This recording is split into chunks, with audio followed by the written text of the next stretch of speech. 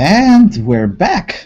Greetings, everyone. This is Lucian Vâlsan, broadcasting from Cluj-Napoca, Transylvania.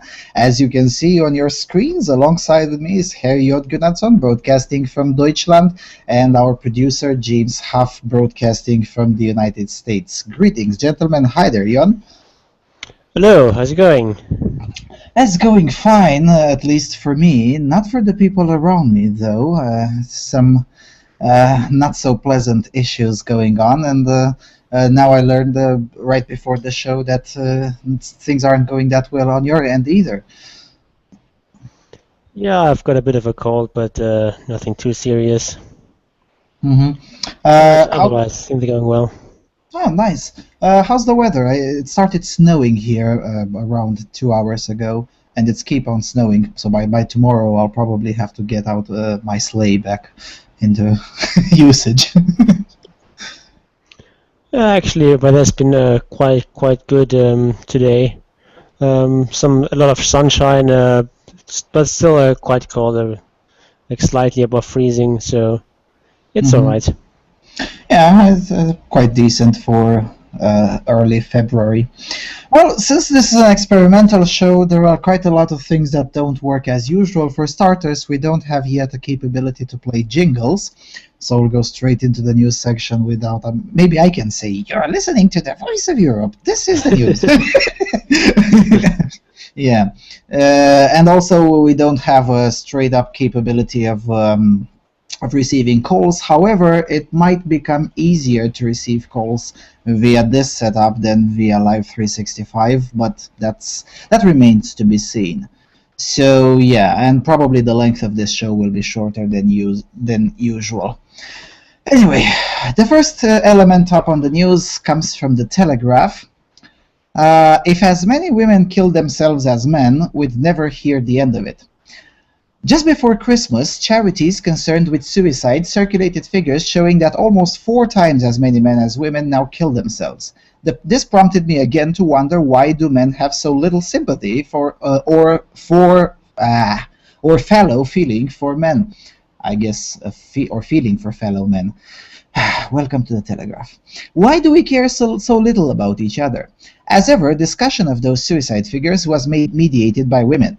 All of the predictable commentators wheeled out yet again on the unchanging, mildly narrative of gender stereotypes which we have been hearing for 40 years. What they always say is that suicidal men turn their aggression on themselves because they are useless at talking about their problems, mute primitives as we are, and need help to open up their sensitive side. Jane Powell, director of Calm, responded to the December figures by saying, quote, "Men can feel less able to talk about their problems," end of quote. In the past, that same authority has written, quote, "For a man to ask for help is seen as failure because by convention men are supposed to be in control at all times," end of quote. Even the Samaritans locate emotional illiteracy and masculinity among the reasons for the greater numbers of male suicide. You can't help but wonder how fully those diagnoses account for the suicides of, for example, Van Gogh, Mayakovsky, Richard Brautigan, Jerzy Kosinski, Erby Kitaj, Mark Rothko, or Kurt Cobain. Did these dumb brutes do away with themselves because they couldn't find the words to express their thoughts or compose the art to convey their feelings? In other words, brothers, the fault cannot be externally with our stars or our times, but must be with ourselves, that so many of us are sick to death.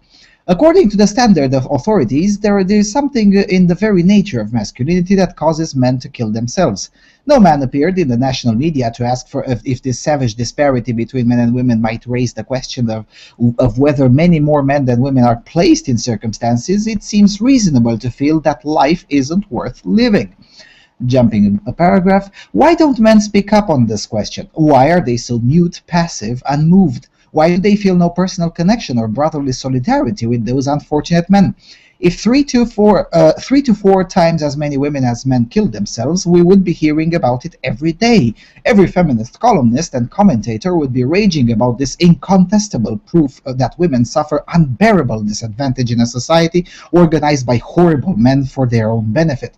Nick Clegg would launch a national campaign. Ed Miliband would wring his hands and turn to Harriet Harman to put the words in his mouth. Women's Hour would devote a week of programs to the cause. What do we hear from men when the subject is in question? Not a peep. Perhaps this is indeed conclusive proof that men aren't very good at expressing their feelings, but I take it more as evidence that men don't think of themselves as member of a social collectivity called men, in which they share mutual interests. Women have been parading a sororal solidarity with all women for the last 50 years, which now seems to entitle all women to speak on behalf of all women at any moment because they all supposedly share the same interests and outlook. Most men don't begin to see other men in that light at all. They are likely to care about their sons and grandsons. They probably care about their fathers, their brothers, and their cousins. They often care a lot about their friends, their colleagues, and their teammates. But men as a whole couldn't give a stuff about the national idea of men as a whole. Men are obviously superbly adept at forging and belonging to tribal fraternities, whether it's the hunting party, the platoon, the sports team, the freshman year, or the place of work. When they subjugate their individual identities in tactical organizations, such as an army or a football gang, they can make the world shake in their unity. But it would no more occur to most men to raise their voices on behalf of men who commit suicide than to join in an organized protest over the treatment of fathers in the family courts or of boys in primary schools. If they are brothers, lifelong friends, or military comrades, a man might risk his own life to save another man from killing himself, but he probably won't raise an eyebrow or lift a finger over the abstract figures of male suicide, even though those figures are certain to get even more terrible. Suicide by women peaked in the mid-60s at around 2,400 a year and have fallen gradually ever since. By 1990, when I first wrote about this subject in a national newspaper, about 3,000 men a year were killing themselves. At that point, the number of female suicides was a little more than 1,100 a year.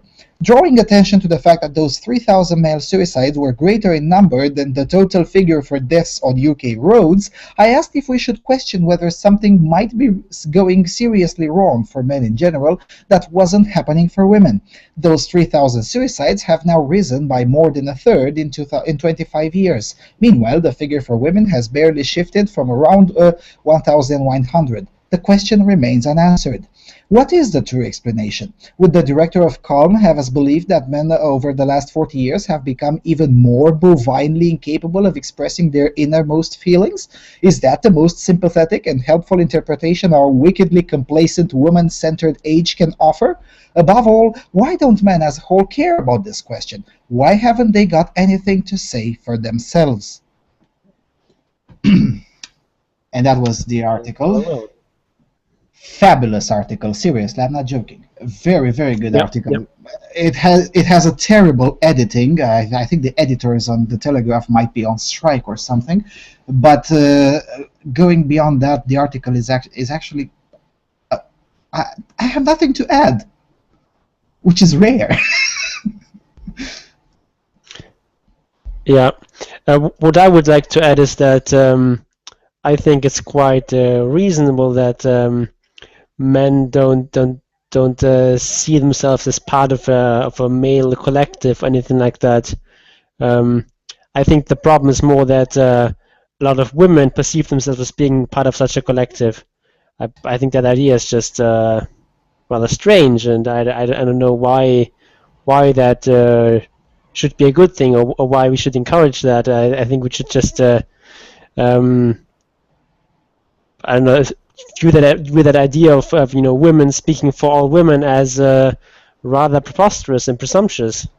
Yeah, it is. It is preposterous. However, it is the state of affairs especially in the circles where media people hang around. Now, I won't go out to say it's the general context for the United Kingdom. Mike Buchanan just proved us wrong about that. But the circles in which the media people hang around is definitely the case. And I didn't see the author trying to encourage the same thing for men. The author just said, look, this is the climate, these are the differences.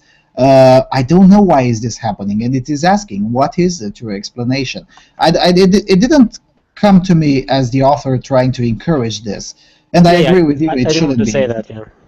And I agree with you, it shouldn't be encouraged. I would rather use the approach, he said here, for instance, when it comes to fraternities or the platoon or the sports team, men can make the world shake in their unity, and probably that sort of approach might be useful for targeted protests over, I don't know, he says here, the treatment of fathers in family courts or boys in primary schools.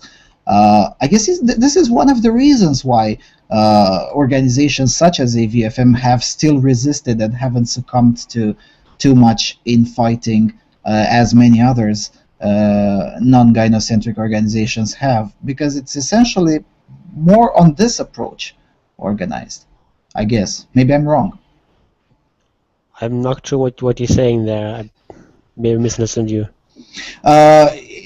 Well, this author gives examples of things, mission-focused groups such as the hunting party, the platoon, the sports team, and whatnot, where men can organize in some sort of unity to fulfill a certain mission.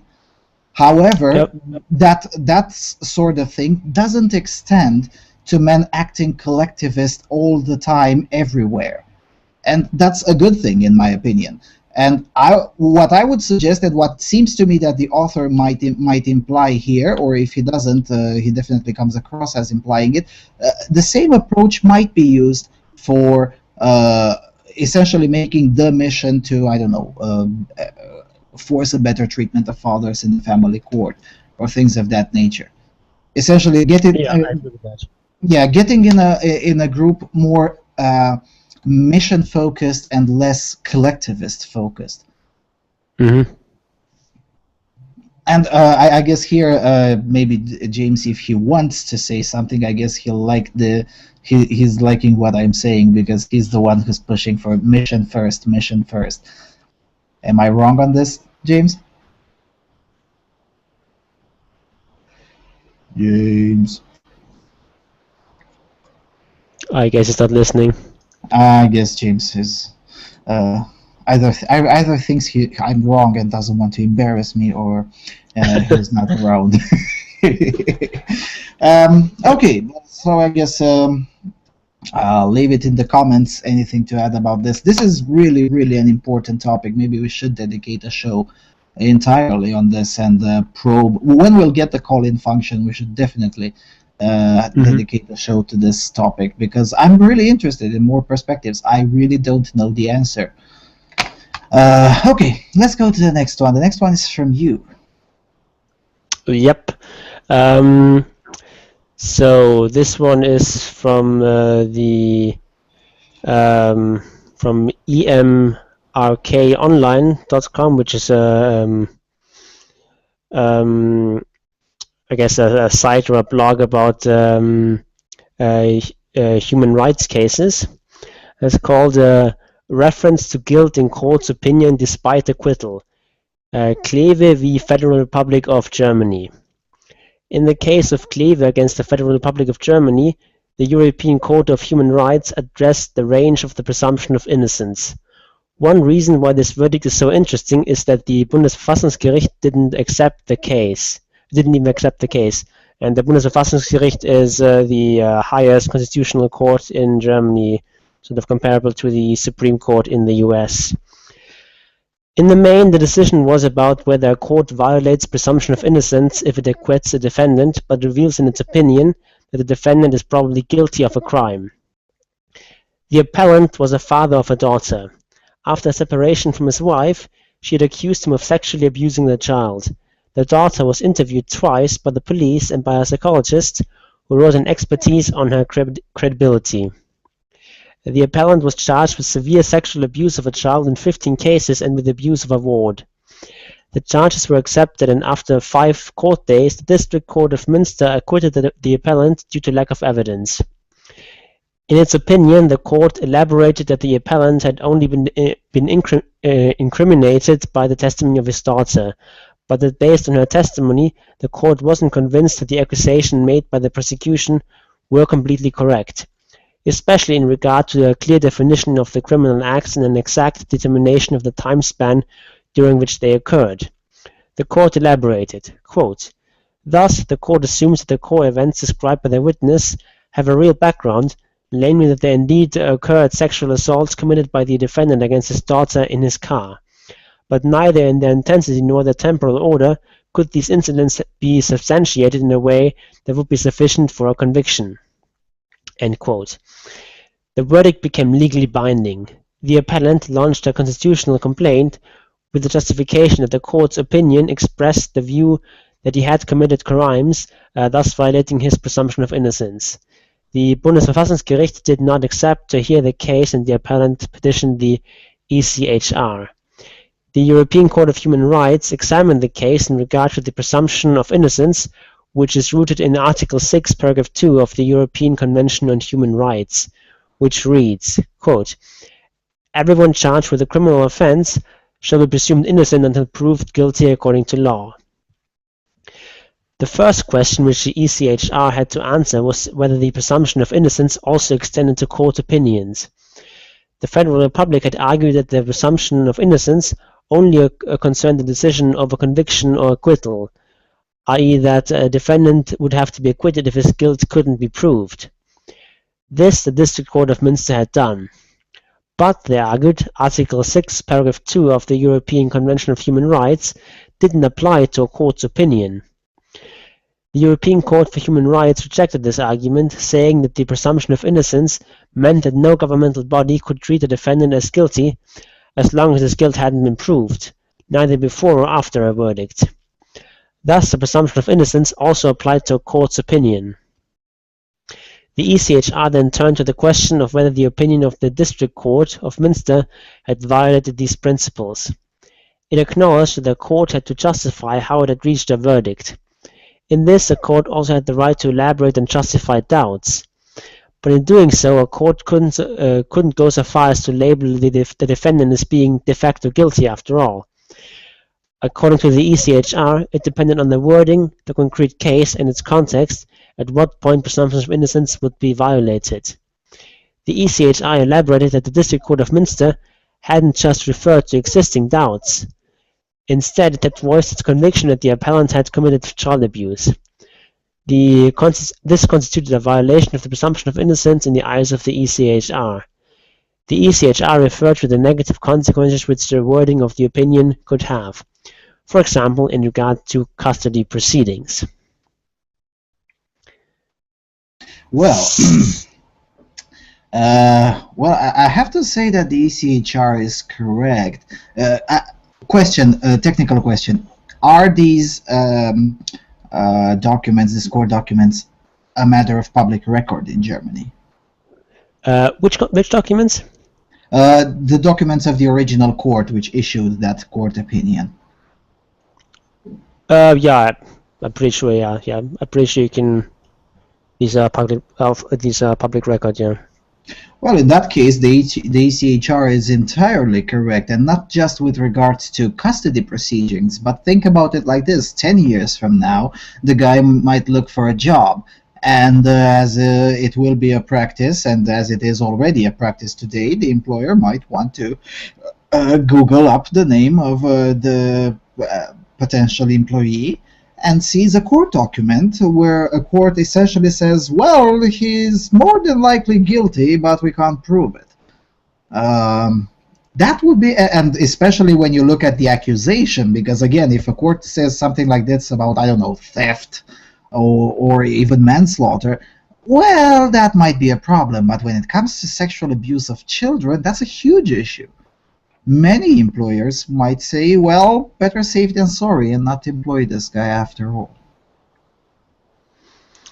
Yeah, I mean, as far as the technical question of whether this is legally correct decision, I have no idea, and you'd have to be an expert on this sort of law to answer that. But as far as whether it is I'm not justified or morally good or something like that, I'm sort of conflicted on that, because I mean, in this case, it definitely sounds like this person was indeed probably guilty. So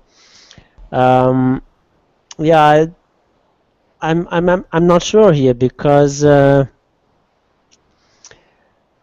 I I do think it's reasonable that the court should be able to express their opinion of how likely it was, whether this person was indeed guilty, that they could have in their opinion, right, that this person is definitely innocent, or maybe he's innocent or something like that. I think that is reasonable because you can't just sort all cases into two categories of completely certainly not guilty and completely certainly guilty. There's a lot of things Gray in areas, between. yes. Yes, I agree, but from your article, the ECHR essentially said, look, it's okay if a court expresses doubts, i.e., in the sense of, look, we can't prove, the prosecution can't prove that this individual is guilty of what you're saying. Now, maybe he is, but the court expresses doubt on this point, so A, B, C, D, E, whatever. However, from your article, it seems that the local court went one step further and essentially asserted, well, he probably is guilty, but still, you can't prove it. Which I think that seemed to me from your article that was the point of contention. The ECHR said that the court should not have gone that step further and only reserve itself to expressing doubts. Yeah, but I mean, what if the court does indeed believe that he is probably guilty? I mean, say that they've examined the evidence and they think that 80% chance that he's actually guilty. That's not enough to convict him, but still he's probably guilty. So maybe it's a good thing that this is part of the public record, so that people know that probably shouldn't trust this guy. I mean, that is pretty terrible if he is indeed one of the 20%. But on the other hand, I mean, that's just the problem, that you can't determine these things with certainty, and sure, it will have a negative impact on this person, but on the other hand, he is probably guilty. So yes, but in these kinds of matters, I would rather how the Brits put it, err on the side of not guilty. I mean, and here's why. Essentially, the reason we established these kinds of courts is to accept the trade-off that it's better to have sometimes some guilty people slip away through the cracks than the other way around, than to have certainly not guilty people slip away through the cracks into the system, into the penitentiary system. It's the kind of trade-offs that, at least in Europe and also North America, the nations have accepted. Well, it's a perfect trade-off? No. But it is the best trade-off we were able to find so far. Yeah, and I don't disagree with that about actually convicting people, but just stating that you believe that someone is probably guilty. I don't think that should necessarily fall under that category. Of course, it's a bit different because this is indeed an official court and so on. So I'm not at all certain about this myself. I don't think there's any clear-cut answer here, but I think it's just a complicated issue. For instance, I wouldn't dispute the judge's right to write on his own blog and say, look, I presided over this case, and I believe the defendant is most likely guilty. And this is my personal view, and I won't, based on what I've seen. And I wouldn't dispute that. I would think the judge should be able to say that.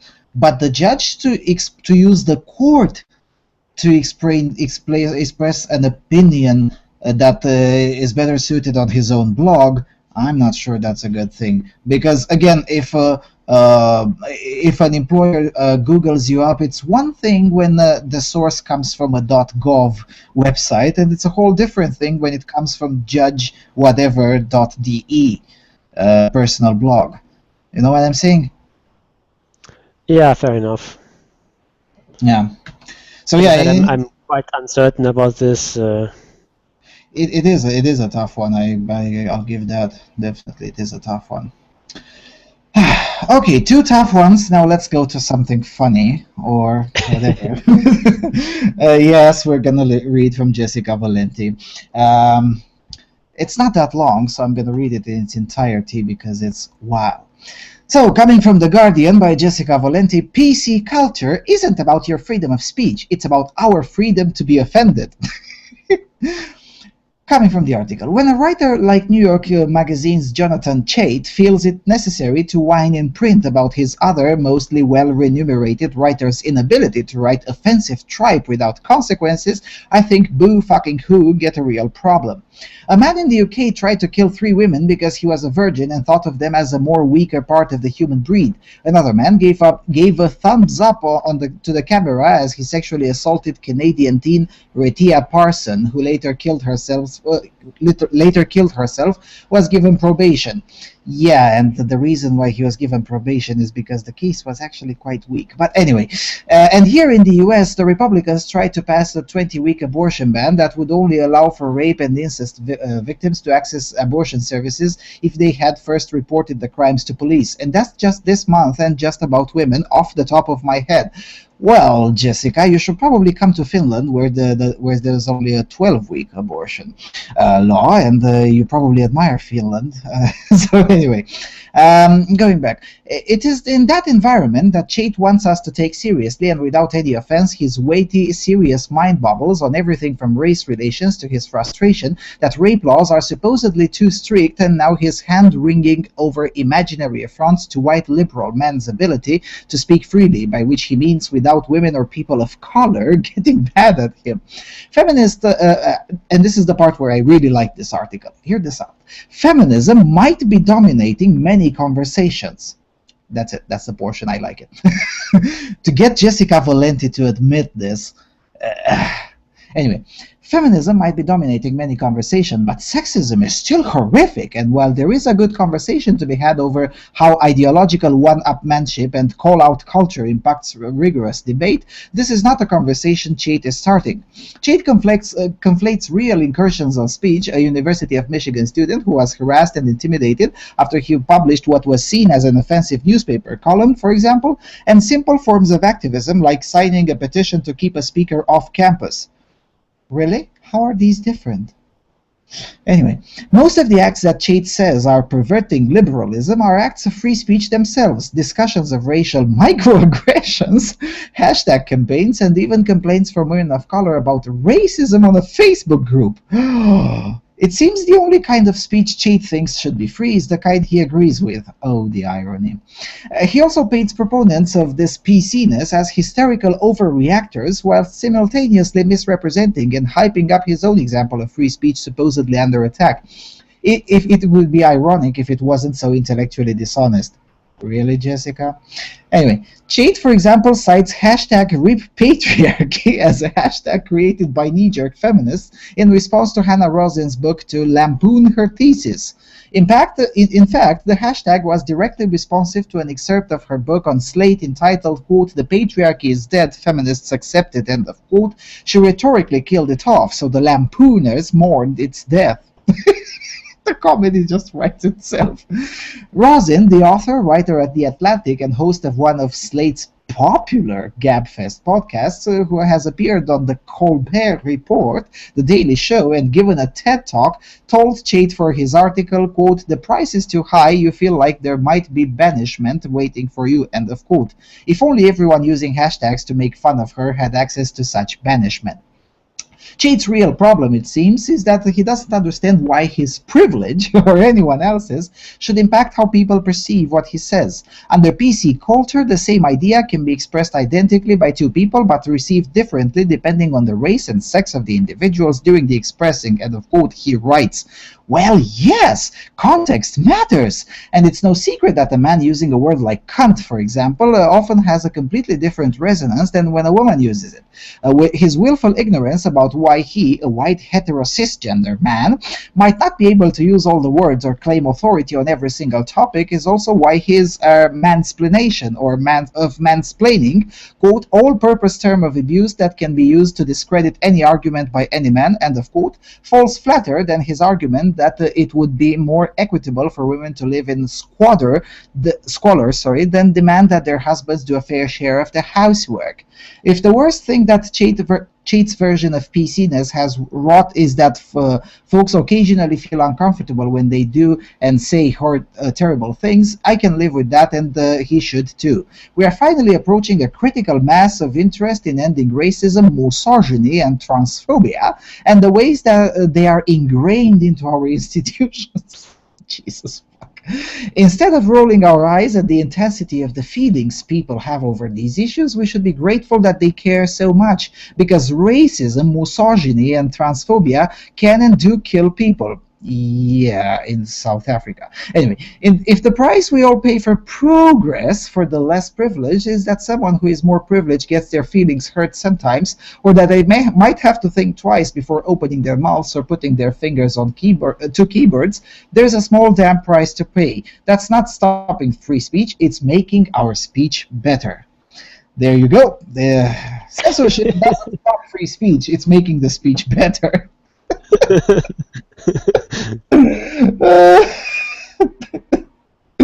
The article is it's essentially a what the fuck moment. I mean,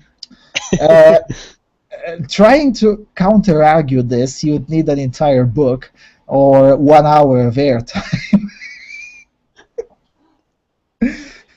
I mean, there isn't even anything to counter-argue. It's just, it just doesn't even make any sort of arguments. Like, when she criticizes Chade for saying that under PC culture the same idea can be expressed identically by two people but receive differently depending on the race and sex of the individuals during the expressing. She agrees with that and then goes on to insult him. No argument there to be found. He just says he has a willful ignorance and so on, and that he's mansplaining and all that, but no argument to be found. Well, I can agree with Jessica Volenti that that guy from whatever magazine, I don't even know the magazine, but anyway, I can agree with Jessica Volenti that that guy is ignorant. Well, he definitely is. He doesn't know what his political side of the spectrum has come to lately. Definitely he is ignorant, but usually when you call someone an ignorant, you usually then go on and educate that person, or at least attempt to, and say, look, you're ignorant, for instance, you're ignorant about Russia's history. The things didn't come about like this. Here's the factual history, and then you try to educate that person. Now, whether that person accepts your idea of education or not is a different matter. But Jessica Valenti doesn't do that. She says, oh, you're ignorant, and then he calls him a mansplainer or whatnot. That's... what? Seriously? Yeah, but I do have to disagree with the comment you made earlier about conflating harassment and intimidation and having a campaign to not get someone invited on at a university. I think those are definitely quite separate things. One is just you're just doing a protest, you're boycotting someone, you're writing angry letters or whatever, and the other one is you're actually harassing and intimidating a person. I mean, that the latter one is definitely much worse. I think that the first one is should be entirely legitimate, and the second one, depending on the type of intimidation someone used, may be a crime, and justifiably so. Well, I do agree that it is more severe, but think about it this way, as it comes to effects. For instance, I don't know what that University of Michigan student did. He wrote an offensive newspaper column. Well, that doesn't say too much, given that offensive can mean anything and everything under the sun these days. But let's assume for a second that a student writes. And a column in the student newspaper, why feminism is wrong. And then the student gets harassed and intimidated because he dared to publish that particular column. Now, what's the result of that? It becomes less likely that another student will publish a similar column. That's the end result of it at the end of the day. Well, whether that the harassment of that particular first publisher is criminal or not, again, it's a different story. Maybe it is, maybe it isn't. But the end result of the activity is that the students will no longer hear that view, because not the probability of someone else trying to publish a similar column will be diminished, because, well, look what happened to the previous guy who tried to do this. Now, going to the other form of activism, like signing petitions and angry letters to keep a speaker off campus. What's the end result of it? It is the same result. The students no longer get to hear that particular idea because the speaker has been kept off campus. And now, mind you, that's fine in a university like Harvard, which is entirely private, and, well, the Harvard administration is entitled to listen to the view of its shareholders, i.e. the students who pay the tuitions in there. That's fine, okay. But when it comes to most universities in the US and virtually all in Europe, where the taxpayers are involved as well, well, the issue is no longer so clear-cut. Should the students be allowed to keep speakers off campus? I would say no.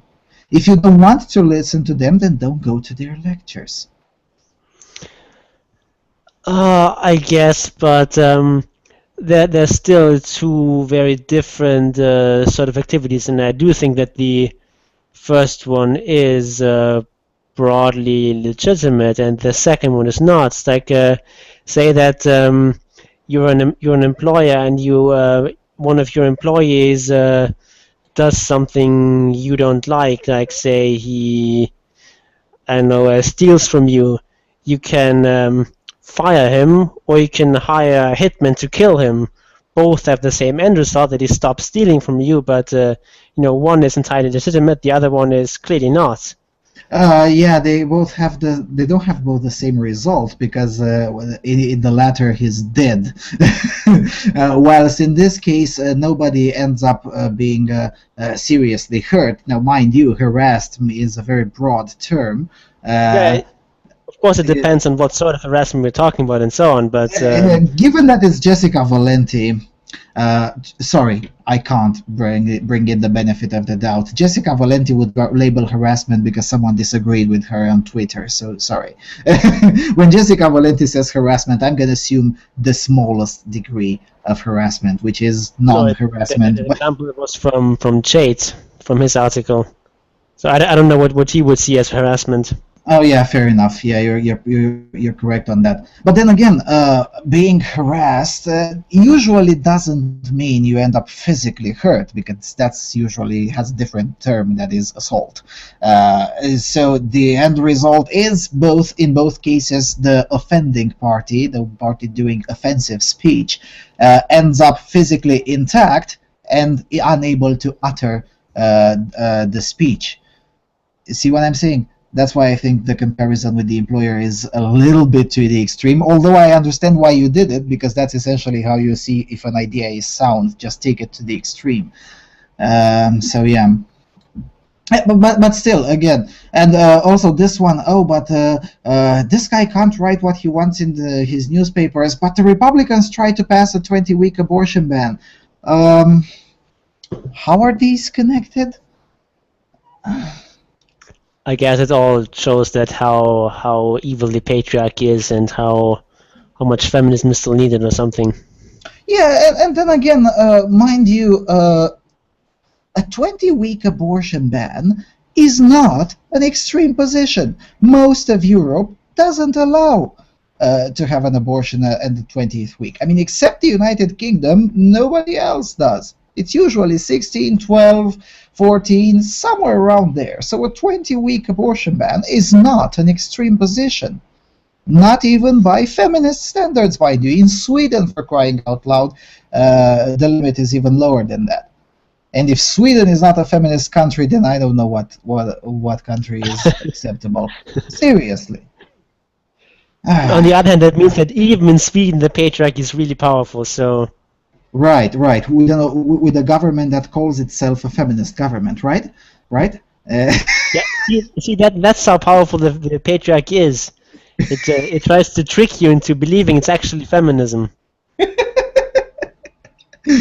Yeah, one of the weekly contributors of AVFF Romania recently wrote a good column and said essentially patriarchy theory, it's their version of Illuminati, and and he couldn't be more right about that. I mean, seriously, looking at people like Jessica Valenti in particular, how they refer to the patriarchy and the so-called institutionalized oppression, of which they can offer no substantive example, but that's a different story.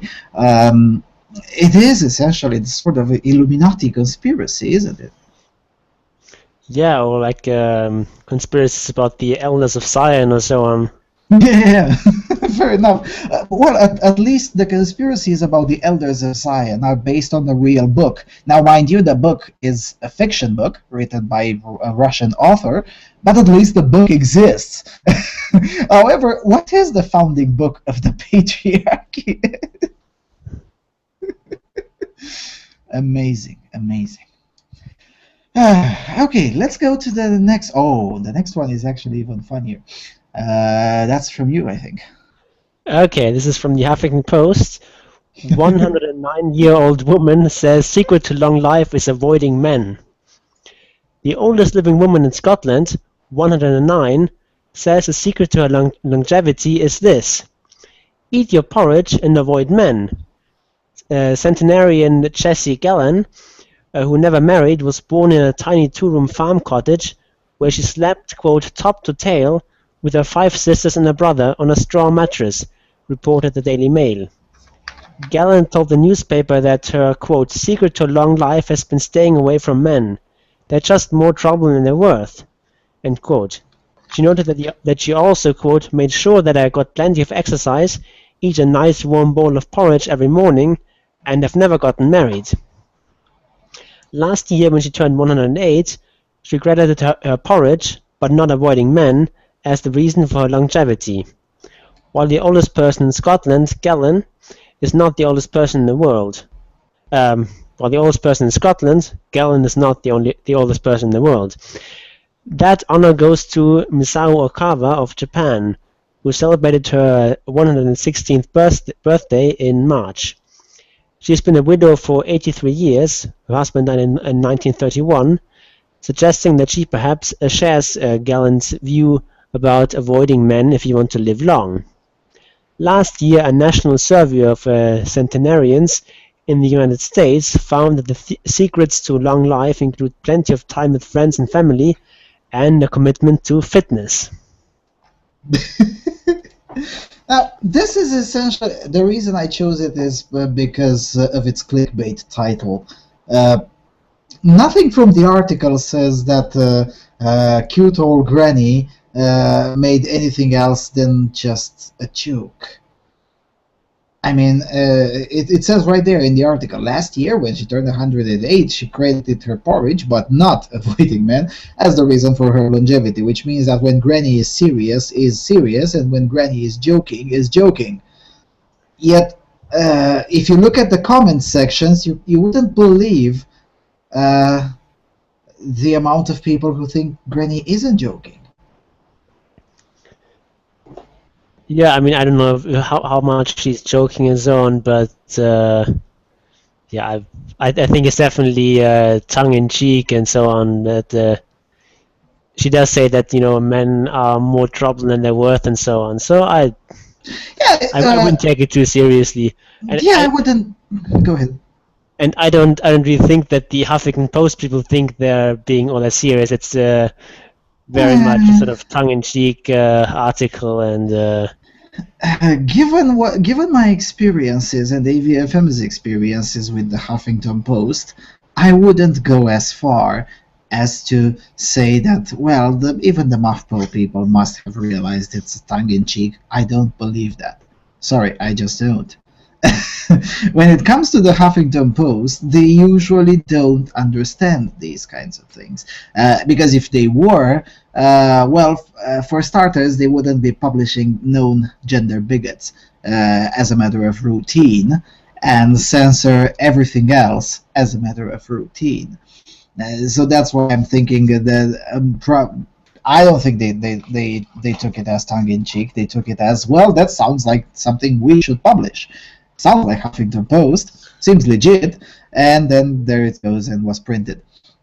yeah, Now, in all seriousness, the secret to long life, I don't think it is correlated to that. I mean, my great grandmother, who died in 2004 and born at the turn of the 20th century, might have a word with this way of view of things. So is her mother, who also lived over 100 years and was born even before this nation was independent, before 1887. So, yeah, I mean, the whole thing is, how should I put it, is bollocks. but on the other hand, that's also a sort of selection bias, because the people who are your grandparents necessarily must have at least had one child. Yes, but then again, my great-grandmother, who died in 2004, was married 3 times. So, yeah. And again, I mean, this individual says that she was never married, but that doesn't mean avoiding relationships. I mean, Yeah, fair enough. someone who has not been married could be could be even more promiscuous than someone who is married. So the fact that she was not married, it doesn't say pretty much anything. Okay. Okay, the next one is wow. Wow. The next one comes from thepetitionsite.com/takeaction, but the petition was started by the feminist ideologues of care2.com. You know, that little place with cancer that we occasionally read something from there just for shits and giggles. This one is damn serious, although still funny. Okay. Cat killer gaming app on Kickstarter must be shut down. A gaming app developer, Fred Mestopasqua, is seeking funding via Kickstarter for an app that will encourage the player as a cat avatar to, quote, escape a house and dodge deadly obstacles. Sure, you can do that and beat the game, but the real fun of the game is laughing at all the different ways the cat dies a horrible death, end of quote. And when he says that the cat dies a horrible death, he's not exaggerating. He has plotted 17 different death scenarios, all graphically and bloodily depicted. Since further description can be a trigger, I'll simply say that he must be stopped. There's a mountain of evidence proving that violent games incite copycat behavior, and no pun intended. The video game Grand Theft Auto has inspired a horrific number of violent crimes. No, it didn't. Violent games are never going away, but when the objects of such violence are those with no voice to protest, we must express loudly that it is not okay to depict animal torture, dismemberment, and murder as recreation. Help shut down the campaign. First, report it to Kickstarter as violating its community guidelines. To do that, scroll to the bottom of the page and click report this project. Second, sign this petition, which will be sent to the Kickstarter CEO Yancey Strickler. Because Kickstarter appears to reserve project removal for egregious claims of copyright or other severe breaches of policy, this project will likely only be removed if it generates significant public outcry. Seriously. At first, when I was reading this, I thought that they were just trolling. This was just satire. I mean, No, it's especially the not. use of the word copycat and saying that the Grand Theft Auto has inspired, in scare quotes, a horrific number of violent crimes. I thought that they can't possibly be serious, but apparently they are. No, Post law strikes again. it's not satire. That's the scary and the funny part in the same time. Um, uh, which goes to show how complicated the lives of Care2.com feminists really are. I mean, if this is the utmost, biggest, important fight of the century, that pretty much tells me that no, you're not oppressed. Go fuck yourself. Seriously. um,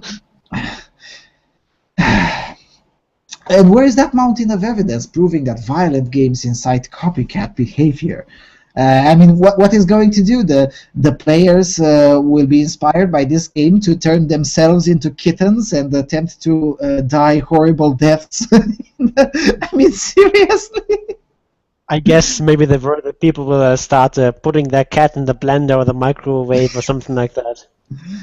Yeah, yeah. Actually, you're right. I mean, Or I I don't didn't know, see. ironing their cat or something like that. Yeah, I don't know. I didn't see that coming. That probably because I am a kitten eater. I mean, it's there in the public record that I eat kittens. Yeah, I've, you've posted the pictures. yeah, I've had a few of them in Budapest. Yum, those were nice kittens.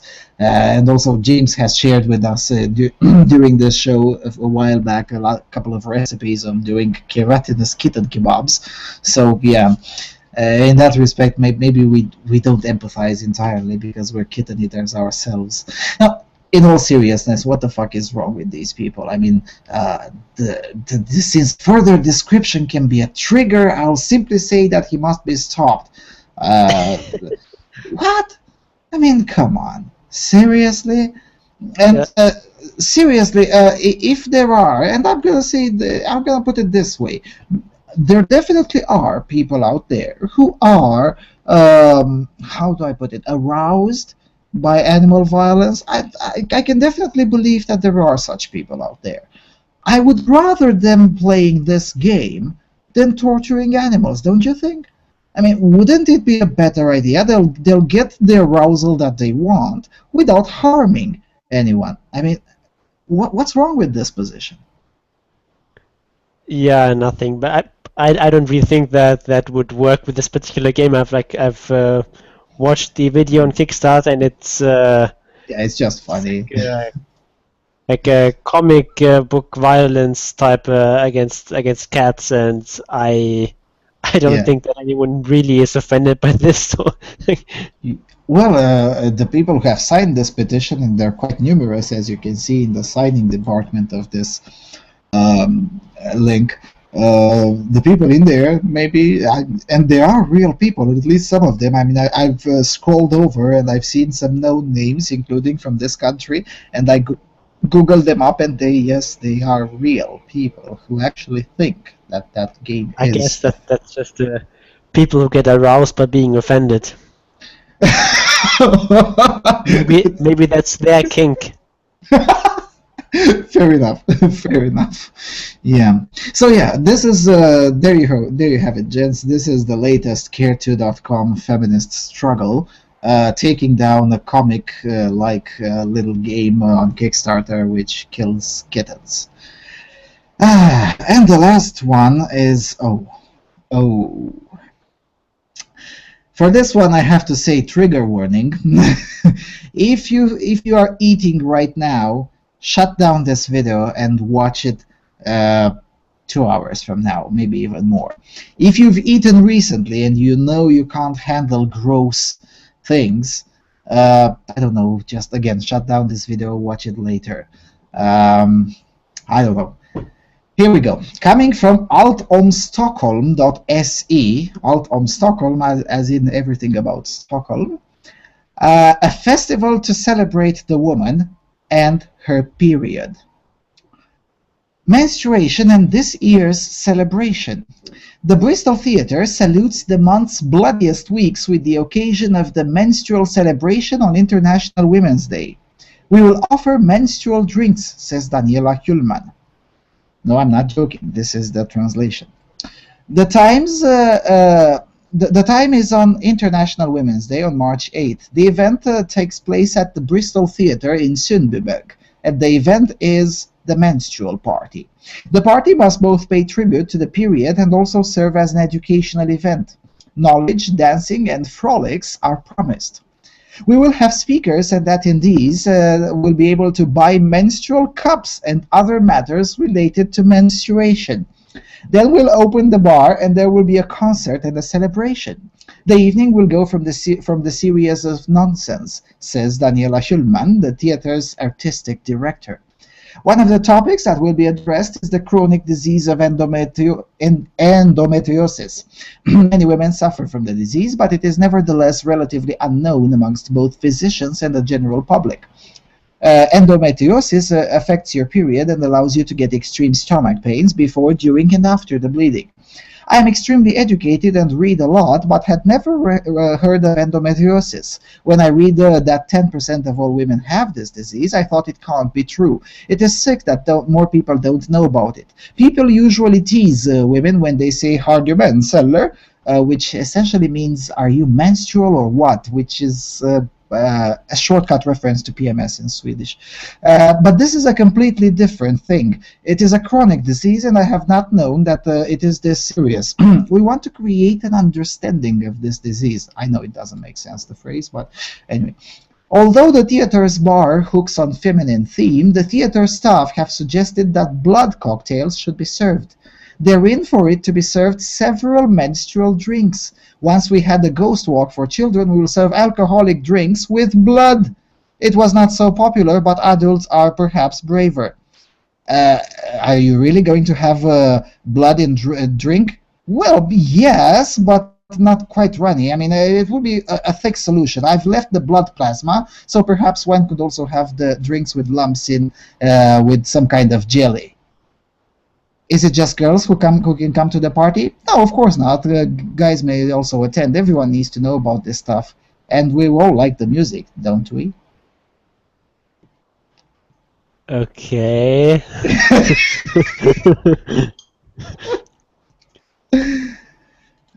That's it? Okay. Maybe we should also... Something is wrong with these people. Maybe we should also have a festival where we celebrate defecation.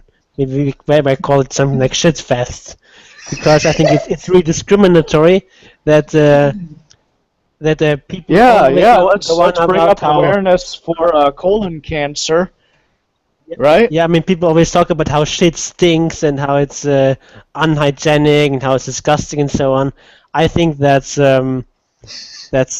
really discriminatory against people who have very strong bowel movements and who have and who just have to go to the toilets often. And I mean, I think just some people just have constipation privilege, and you can't have that. What? Constipation privilege. It sounds like how Jessica Valenti looks.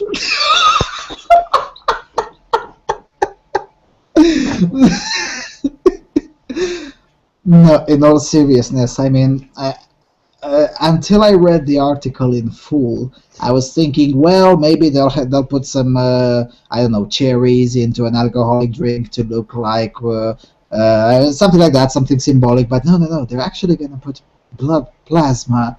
And seriously, what the? What? Come on. I mean, remember, it was also in Sweden where they had that pussy festival, isn't it? Where the James said that maybe it will look something like a fair, and said, "Oh, and here is the pussy from Gothenburg coming in, and it's a fair." they just have to get even more egregious as time goes by, isn't it? I just don't understand the attitude of feminists towards menstruation at all. Like, yes, people find menstruation sort of disgusting. That's, you're leaking bodily fluids and so on. That is disgusting. Yes, that's perfectly normal to feel disgust at that. There's nothing particularly misogynist or anything like that. It's just that, other people's bodily fluids are sort of disgusting. That's the purpose of disgust, so that you stay away from them because you might catch diseases and so on. There's nothing particularly strange about that. Yep, and when it comes to gross stuff, as I was saying to James before the show, this kind of festival kind of makes free bleeding just a walk in the park in comparison. I mean, when it comes to free bleeders, you can just, okay, and shun it off. But these... So you can basically just put down your glass down there and then just bleed. You need a refill.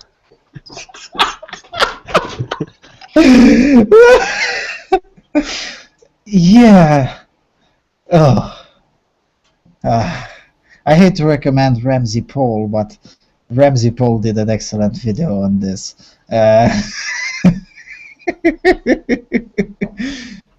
I don't know what to say. I mean, it is these kinds of things, and I usually have something to say when it comes to Swedish bizarre events, but this one is even beyond explanation, even for me, and I follow Swedish insanity close enough, and I usually know the context, but no, this one is just beyond that.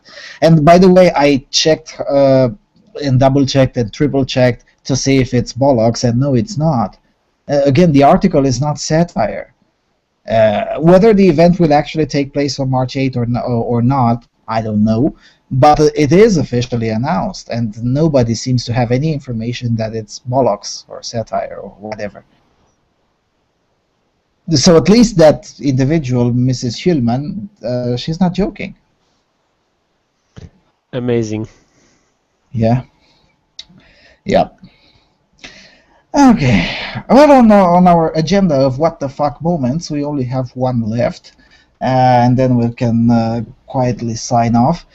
The what the fuck moment is essentially Karen's interview with the notorious Armenian Holocaust denier Cenk Uygur from the Young Turks. Actually, a Holocaust denier? Really? He denies that the Armenian Holocaust happened. Yes, that's true. Armenian Holocaust denier. I thought yes. You meant Holocaust denier from Armenia. Okay. No. The Armenian Holocaust. Yeah, he denies that happened because I don't know. Oh, actually, I know why. The Young Turks, the name of the show, is also the name of an elite extermination squad during that Holocaust. Which is quite ironic. It's like having a show called The Gestapo whilst ignoring that, while saying that the Holocaust didn't happen. I mean, seriously, the irony isn't lost with Mr. Cenk Uygur. So, yeah, have you seen Karen's interview with Cenk? Yeah, I have. I actually watched it just this morning. Wasn't it a gem? Yeah, I mean, during the first 50 minutes or so, it was quite a reasonable conversation and so on, and but then at the end, Cenk just completely lost it. He's just screaming at Karen to be rational and so on, and Karen just sort of responding calmly with arguments and facts and so on, and he just screaming at her and berating her for being of the wrong opinion and so on. That was quite funny.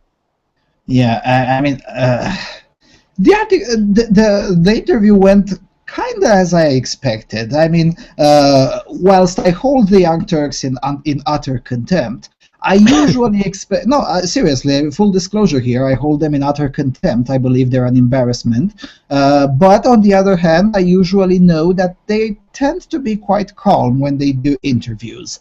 The fact that I dislike the interviews, generally, that's a different story. But they tend to be quite calm and quite decent, a decent watch when you look at their interviews, and sometimes they actually have interesting guests. Like when it happened with Sam Harris and a few others, they usually have interesting guests. So even though I don't like them, even I expected the thing to go quite smoothly. But then came the 23rd minute. And the 23rd minute is the moment when Mr. Cenk Uygur essentially goes full Macintosh. I mean, not even I expected that. And again, I usually hold the whole thing in utter contempt. I mean, I expect them to be crazy, but no, not even I expected that. That was, and someone in the AVFM comment section said that, well, maybe it was planned to go that way, and in an attempt to make Karen look crazy. Okay, maybe it was planned. But if it was planned, then it was a damn good plan, because nobody, not even the harshest enemies of TYT, expected such an outburst of full Macintosh from the interviewer. Yeah, but I guess people who were already feminists, or at least sort of the more ideological type of feminists, they will just see this just as being righteous indignation at Karen's stubbornness and unreasonableness and so on. So I don't think that these sort of people will really see that as an embarrassment for TYT. Fair enough. Although, if you look at the comments, not on the full interview, but on the other, TYT has two channels, the main TYT channel and TYT interviews. The TYT interviews featured the entire video clip with 28 minutes or something, and the main channel featured an edited version of like 4 minutes or something like that. And you will see there quite a big bunch of commenters, and you can check most of them are long-time subscribers who have never heard of AVFM before. I mean, those kinds of accounts are very hard to fake. That's why I'm leaning towards believing that at least some of them are legit and not trolls, who are actually saying, look, Cenk, I usually agree with you. I'm usually your fan, but this is beyond anything I could imagine. I mean, seriously, you just pulled a Bill O'Reilly on us. Come on, you can do better than that. I think this might backfire with his own audience. I really believe that. Yeah, I think so too. But also, I don't think that this was in any way staged or something like that. I don't think this makes him look good in any way. So I don't think that this is a reasonable assumption that this was on purpose. Yeah, because if it had been staged, I mean, that would imply that Cenk is a tremendous actor who can actually pull such thing with planning it in advance, which I don't think he is. Now, he may be a decent journalist, and he is, even though I don't like him, but he's not a fantastic actor, and also he had no idea whether how Karen would respond, because you can see it on his body language that he was surprised when Karen started talking about the history of suffrage. So yeah, I'm not of the opinion that this was staged or not.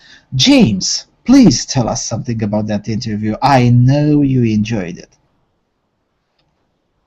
James is ignoring you. Oh, James. no, I'm not ignoring anyone. I think the guy was put in this place fairly well. Was he? Yeah, I think he was. He lost control of the interview. He was supposed to be the interviewer. He had no idea what the history surrounding the facts was. When confronted with that history, he denied it as much as he possibly could to save face. Yeah, he totally flubbed that.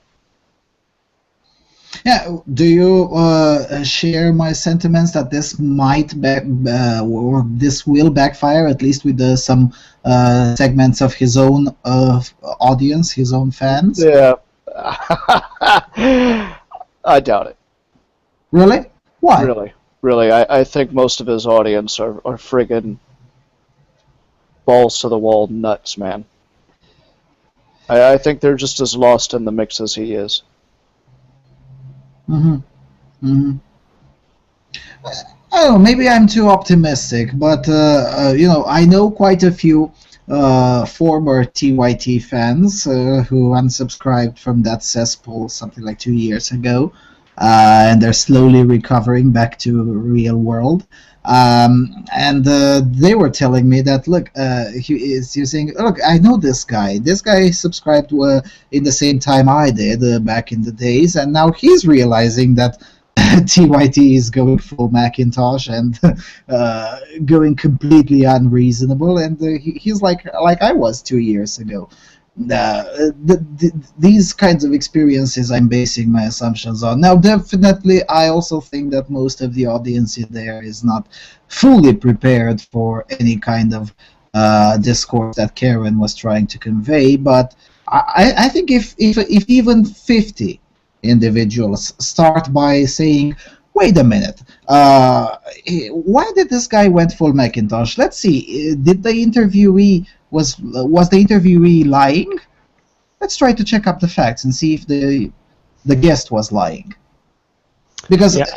most of us have ended up in this place somehow along these lines. We've seen something that very controversial asserted and saying, well, that doesn't sound right, but maybe it is. Let's see what the facts say. Yeah, the thing is just that most people, the sort of version of history they get is this sort of comic book version where there's where it's sort of that's where history basically is a struggle of good against evil, and you get the evil patriarchy being thrown out by the good feminists, and you get this sort of constant stream of progress from I guess one stage of history to a higher stage of history and so on, and all these sort of complicating things are just thrown out there, and that's sort of the version that people often get in school and often in the media, and even when they sort of get some of these sort of complicating facts in school, they forget most about that, and then they just get their knowledge through sort of casual reporting and so on that deals with history on a very superficial level, and then it's it can be quite disorienting when you're actually confronted with someone who has actually read up on the history of women's suffrage and is really well informed about all the details and so on. I guess that could really make you angry if you never been confronted with that before.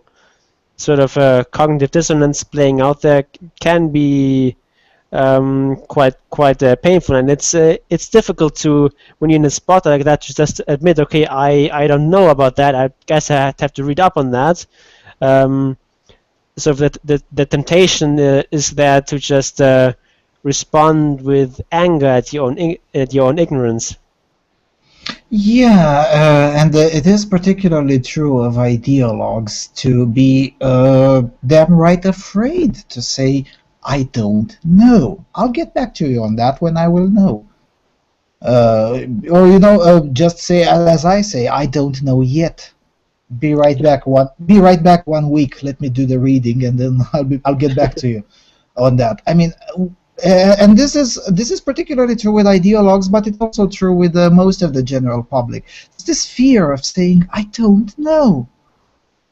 Yeah, you're basically losing status, and especially if in a high status position like being a host on the Young Turks, then you don't really want to lose status like that by admitting that there's lot of things you don't know, even though of course that's true for basically anyone, because For basically everyone, in yes. in a world as complicated as ours, there's no one is really well informed about everything. Yes, That's and not possible. yes, and as you said, most people have a very truncated version of history, if they know that version at all. I mean, I've met some feminists who don't even know that. I mean, even the history of feminism kind of. Even the positive aspects of it, positive from a feminist point of view. But anyway, so yeah, many, if not most, individuals have a very truncated version of history as their knowledge.